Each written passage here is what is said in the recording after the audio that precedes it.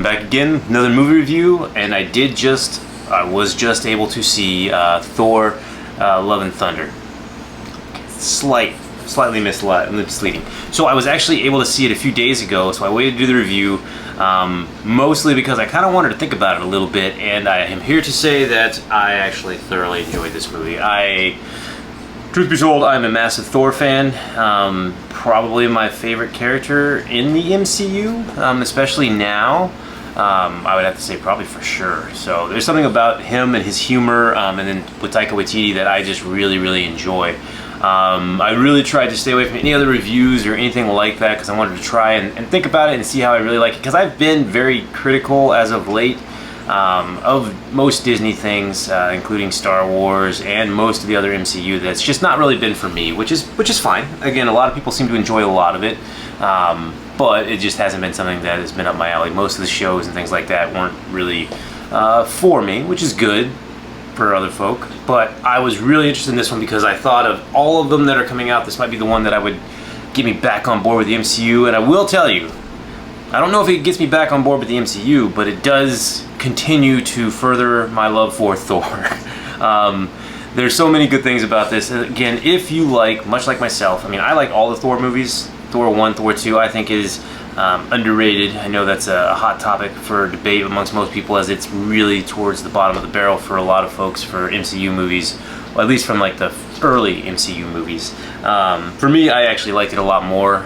It was definitely a much different tone, but then you get number 3, you get Ragnarok, you get Taika Waititi in there, and all of a sudden Thor really blossoms and comes out and is so funny, and everything is so quick. The dialogue, the colors, like the way things are shot, the action, all that stuff is super fantastic. And I think Ragnarok actually became, I'll have to do a top tier list of my MCU movies, but Thor Ragnarok is probably in my top 3 of all MCU movies, especially if you don't include the Avengers movies, because those are kind of cop-out answers, I think, because I mean, like, Endgame you kind of have to like just because of everything that happens in the culmination of everything, although I think Infinity War might be a better movie. But of just like standalone movies, more or less standalone, Thor Ragnarok is one of my favorites, and it's mostly followed by or slightly behind the Guardians of the Galaxy movies, because I'm just a huge fan of those as well. So this one, with them joining forces, there will be, I'll try and keep the spoilers out as much as possible, just because I know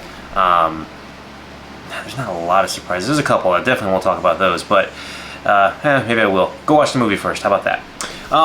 Either way, I really enjoyed the same. If you enjoyed Thor from Thor Ragnarok and from Endgame and stuff like that, he's the same Thor, if not slightly, in my opinion, better. What I really enjoy is he's changed a lot as a character from the original one, as being a very snarky, pompousy, not good leader, kind of Thor, not worthy, clearly, because that was the whole point of the first movie, to where he comes to where he is now. What I really enjoy, though, is he's at a part of his life where he's looking for answers and finding purpose and such, and it's really funny because I think I really like the fact that they didn't completely abandon some of his maybe character flaws, so to speak. I mean, he's still a little pompous-y, it's still a little arrogant. I mean, he is the god of thunder and Thor, and he's slayed all these people and have all these battles and everything. I mean, so he deserves the right to be a little pompous-y, but you'll see what I mean when you watch the movie, and especially the opening scene. Maybe not the opening scene, I can't remember exactly the opening scene, but the opening battle, he's really funny. He's really funny, but at the same time, he's a bit destructive and a bit careless sometimes, but I think that's very integral to the character of Thor. I mean, if you made him completely and utterly like Odin now, and like all-knowing and all-seeing, that'd be kind of boring in my opinion. So I very much so like this Thor, that, he's definitely out to do good. He's got the right mentality, the right mindset. He's really honestly trying to do good, but he still screws up. He's still excessively strong, uses too much force. He's got all over the place. What I'm laughing at is, I was just trying to think about it, it's the comedy. The comedy doesn't really stop in this one, which, again, it depends on what you like. If you like Thor Ragnarok, I think it's very similar. The comedy is pretty much, you hit a lot of the same beats. There's some new characters that come into play that get interweaved. Jane Foster's back, which I honestly thought she was just fine. I've always been a fan of Natalie Portman, from The Professional way back into some of the Star Wars things and some other movies in there. But I thought she was just fine. Her character in Thor has always been good to me. I've enjoyed her. Their love story was pretty solid in my books. I mean, I might be a little easy on that. I don't know, but I really enjoyed all of the laughs. It's pretty constant. I think the journey that they go on and all of the stuff that they do, it's really cool. I'm not going to go scene by scene. I mean, if you want to, have a breakdown of the movie, you can definitely just rewatch the movie. But I will just give a couple highlights of the things that I really enjoyed, and I think that is just the dialogue and the banter is awesome. But it's not perfect. I mean, there's definitely some issues. And all of this has to be prefaced by the fact that, again, as I said before, I'm a huge Thor fan. So even that I've been really critical of other movies and shows recently about certain logical things, there may be some of those in this one, but honestly, it was entertaining enough for me to overlook a good chunk of them.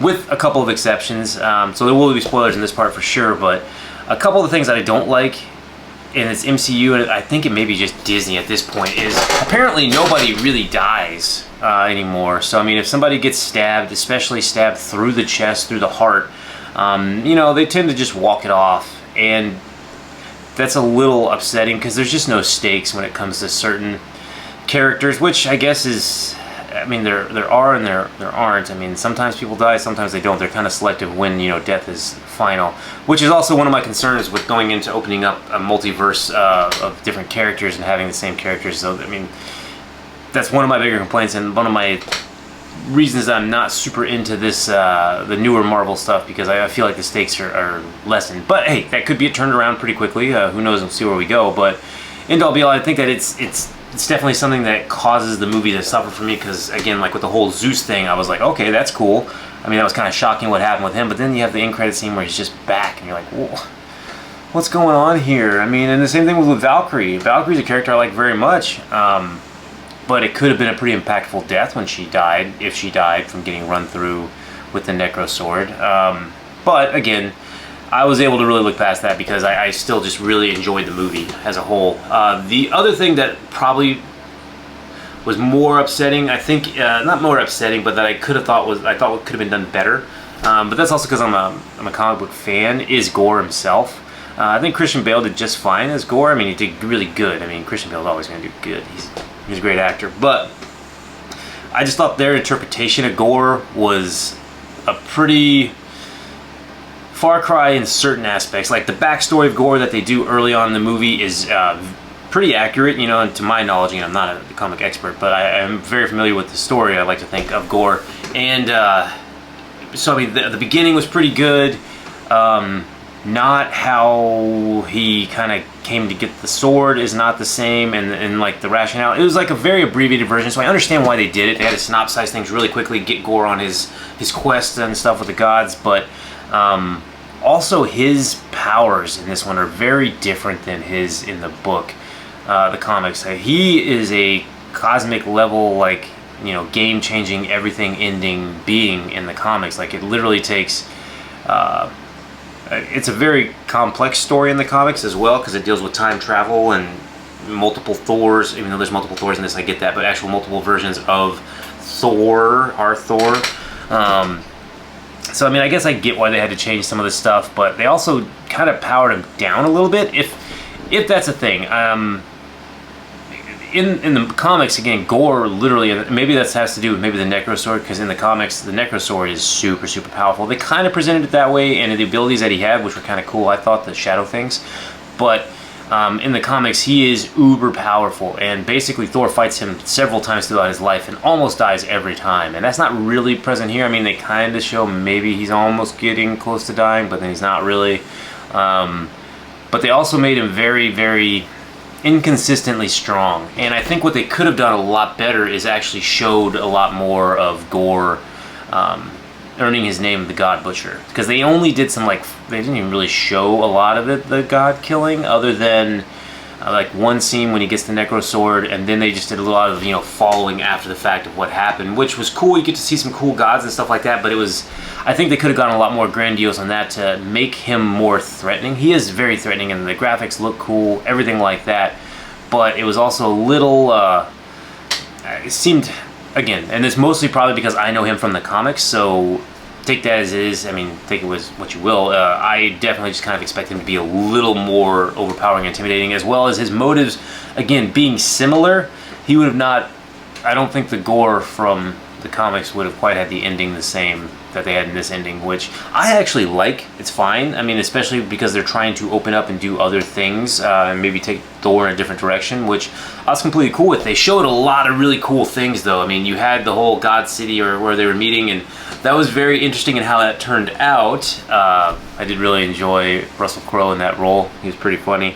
But how they portrayed the gods and, you know, the purpose, it kind of has me interested / concerned as to where the MCU is actually going and what, you know, kind of villains or what arcs they're going to do, but and how they portrayed the gods in general, because it didn't leave them in very high of a light, which, if that's what they want to do for a certain reason, we'll have to see what's coming up. But kind of really put them all down pretty quickly. But I think, circling back to overall, I really enjoyed the movie. I think the scope of the movie gets presented to be much bigger, and maybe that's, again, just me because I know the story of Gore, and from the trailers and stuff, it's like you have all these epic fight scenes and stuff like that. In all reality, there's not a ton of that. I don't want to say that there's not, because there is really cool action scenes, but most of it's dialogue, and it's really funny stuff that's happening for the most part. There's some dramatic stuff which works for me, but I'm a sucker. So overall, I mean, it was right up my alley. As far as there's my other concern with Disney, oftentimes is they try and press a lot of agendas, which some agendas that are good and we need, and sometimes it's a little over the top with everything. And I really appreciate things when they're much more subtle and kind of laid in there.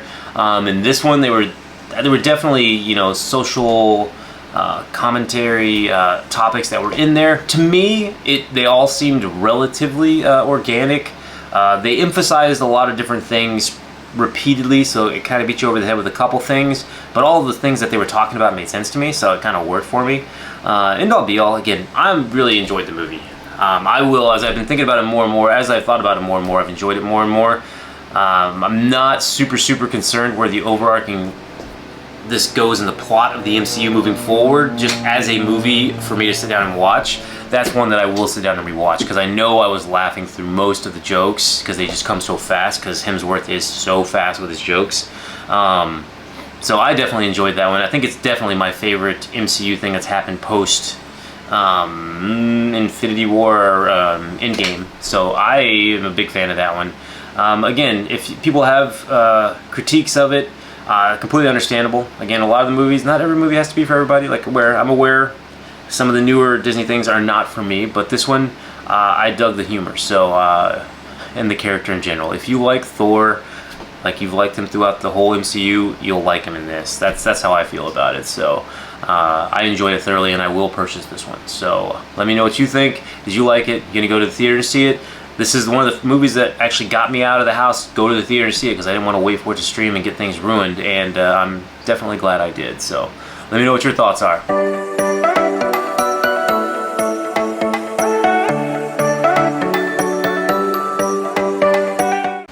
Peace. Oop.